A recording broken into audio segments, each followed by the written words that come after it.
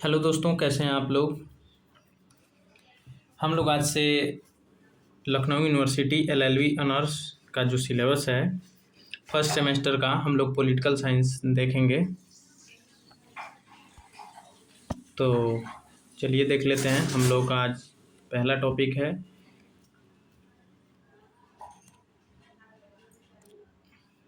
हम लोग देखेंगे नेचर ऑफ पॉलिटिकल साइंस। ठीक है, तो चलिए स्टार्ट करते हैं इंट्रोडक्शन से। पॉलिटिकल साइंस एक ऐसा विषय है जो स्टेट मतलब राज्य, गवर्नमेंट, पावर और पॉलिटिकल इंस्टीट्यूशन का अध्ययन करता है। लेकिन जब हम नेचर ऑफ पॉलिटिकल साइंस की बात करते हैं तो असली सवाल यह उठता है, क्या पॉलिटिकल साइंस एक साइंस है या यह केवल एक आर्ट है। यही डिबेट इस टॉपिक का केंद्र बिंदु है। चलिए सबसे पहले हम लोग मीनिंग ऑफ पॉलिटिकल साइंस देखते हैं, उसके बाद से आगे बढ़ेंगे। Political science is the systematic study of a state, government, political institution, political behaviour and principle and conduct of governance. राजनीति विज्ञान राज्य सरकार, राजनीतिक संस्थाओं, राजनीतिक व्यवहार तथा शासन के सिद्धांतों एवं संचालन का व्यवस्थित अध्ययन है। Two meanings of the word science. Nature of political science को समझने से पहले सबसे पहले साइंस शब्द के दो प्रयोगों को समझना बहुत जरूरी है। कौन? वाइडर सेंस और नैरो सेंस। ठीक, वाइडर सेंस क्या कहता है? साइंस का अर्थ है किसी विषय का व्यवस्थित, क्रमबद्ध और तर्क संगत अध्ययन। इस अर्थ में कोई भी विषय जिसका अध्ययन क्रमबद्ध ढंग से हो साइंस कहलाया जा सकता है। नैरो में क्या है? साइंस का अर्थ है नेचुरल या फिजिकल साइंस, जैसे फिजिक्स, केमिस्ट्री, बायोलॉजी की तरह एग्जैक्ट साइंस, जहां एक्सपेरिमेंट द्वारा यूनिवर्सल लॉ बनाए जा सकें और भविष्यवाणी की जा सके। यहीं से विवाद शुरू होता है। पॉलिटिकल साइंस सबसे पहले अर्थ में साइंस है या दूसरे अर्थ में इसे साइंस मानने पर विद्वानों में मतभेद है। तो चार प्रकार से हम लोग देखेंगे, चार व्यू। ठीक है, मतलब political science is a science, मतलब पॉलिटिकल साइंस एक विज्ञान है। इस पर चार मत हैं। सबसे पहला मत है अरिस्टोटल का। अरिस्टोटल क्या कहे? Aristotle called political science the master science, मतलब master of all sciences, because it regulates and coordinates all other social sciences for the good of community। अरस्तु ने राजनीति विज्ञान को मास्टर साइंस कहा क्योंकि यह समाज के हित के लिए अन्य सभी सामाजिक विज्ञानों का नियमन एवं समन्वय करता है। दूसरा व्यू है J.W. गार्नर का। Garner defines political science as the science which begins and ends with the state. Garner के अनुसार राजनीति विज्ञान वह विज्ञान है जो स्टेट से शुरू होता है और स्टेट पर ही समाप्त होता है। उसके बाद से आ जाएंगे, क्या हिंदी में क्या लिखा है, ब्लंट्सली। ब्लंट्सली ने कहा है कि political science the science which is concerned with the state endeavors and understand and comprehend the state in its condition, its essential nature, its various forms and manifestation and its development। उन्होंने कहा कि राजनीति विज्ञान वह विज्ञान है जो राज्य से संबंधित है और राज्य की परिस्थितियों, मूल स्वभाव, विभिन्न रूपों तथा विकास को समझने का प्रयास करता है। उसके बाद से पॉल जेनेट ने क्या कहा है? तो Paul Janet said political science is that part of social science which treats the foundation of the state and principle of government. Paul Janet के अनुसार राजनीति विज्ञान सामाजिक विज्ञान का वह भाग है जो राज्य की नींव तथा सरकार के सिद्धांतों का अध्ययन करता है। अब अगला तर्क क्या है? इसमें व्यवस्थित अध्ययन, वर्गीकरण और विश्लेषण होता है, जैसे गवर्नमेंट का क्लासिफिकेशन, मोनार्की, डेमोक्रेसी, एरिस्टोक्रेसी आदि। कॉज इफेक्ट रिलेशनशिप स्थापित किया जा सकता है। मॉडर्न पॉलिटिकल साइंस में बिहेवियरल अप्रोच, स्टैटिकल मेथड, सर्वे, डाटा एनालिसिस का प्रयोग होता है। ठीक, अब political science is not a science, इसके फेवर में क्या क्या है उसको देख लेते हैं कौन कौन।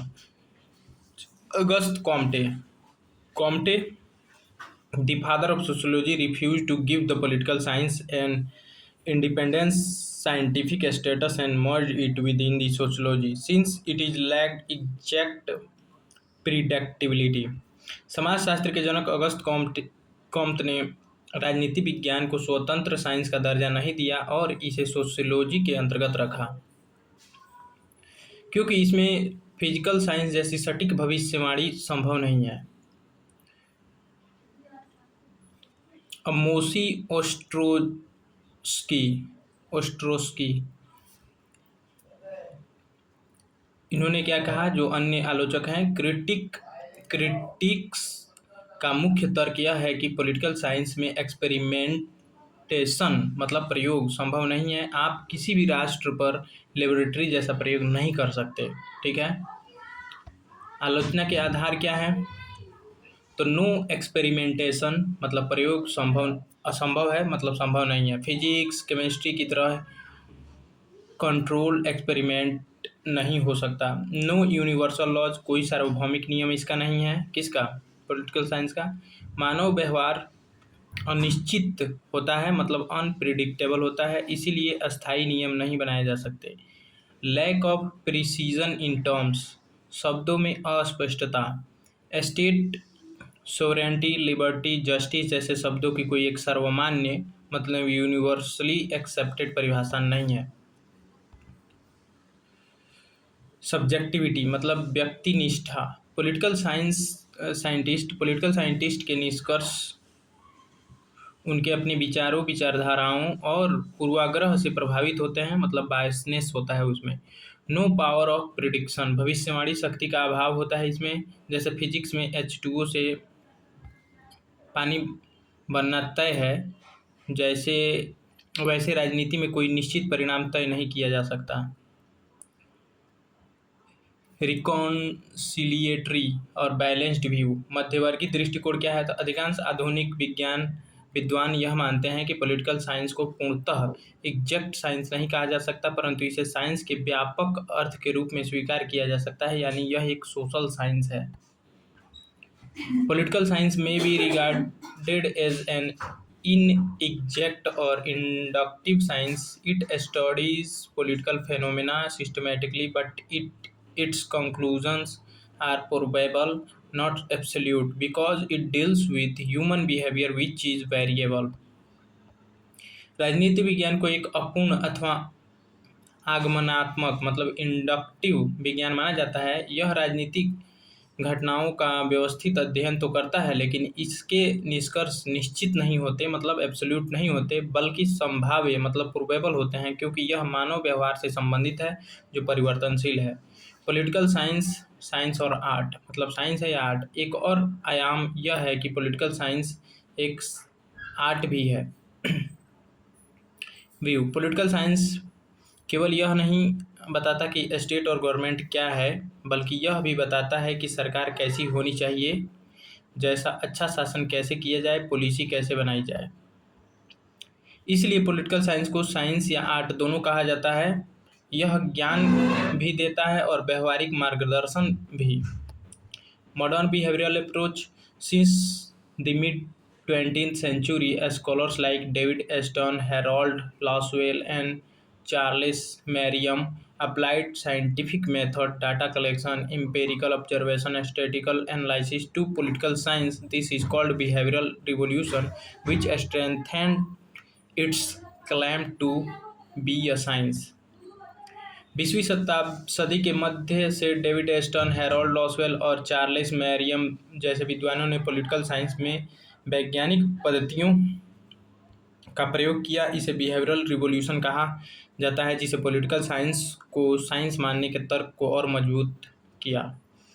कंक्लूजन क्या है, तो political science can not claim the exactness of physical sciences, but it is undoubtedly a social science in broader sense, systematic, analytical, and increasingly empirical.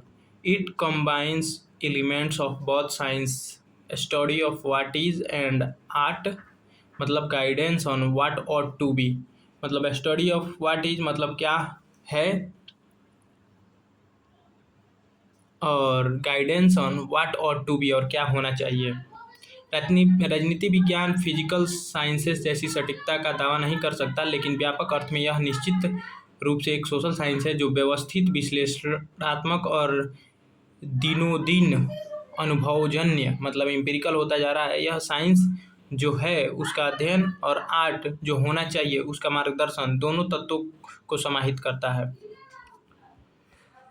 अब कुछ यहाँ पे जो है शॉर्ट फॉर्म में दिया गया है, इसके अनुसार आप उसको समझ सकते हैं।